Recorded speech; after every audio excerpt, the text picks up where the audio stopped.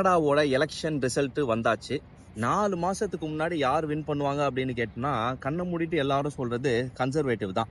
ஏன்னா அப்போ ரூலிங்ல இருந்த லிபரலும் ரன் பண்ணிட்டு இருந்த ஜஸ்டின் ட்ரூடோனாலையும் நிறைய குளறுபடிகள், housing crisis, cost of living அப்படி இப்படின்னு போயிட்டு இருந்தனால எல்லாருமே ரொம்ப காண்டா இருந்தாங்க. ஆனா 4 மாசம் கழிச்சு இப்ப இருக்கிற கனடா எலெக்ஷனோட ரிசல்ட் பாத்தீங்கன்னா திருப்பி லிபரல் தான் வந்திருக்கு. 4 டைம் கன்சர்வேட்டிவா லிபரல் தாங்க வின் பண்ணிருக்கு.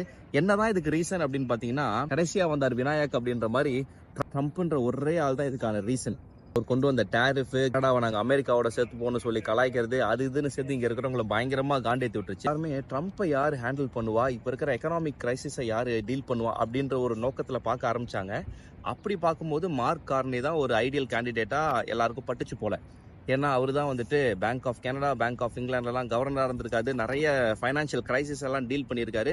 ஸோ அதெல்லாம் வச்சு பார்க்கும்போது ட்ரம்ப்புக்கு இவர் தாண்டா சரியான ஆள், இவரை தூக்குங்கடா அப்படின்ற மாதிரி லிபரல்ல வின் பண்ண வச்சிருக்காங்க. நிறைய பேர் இது ஒரு குட் நியூஸாக தான் பார்க்குறாங்க.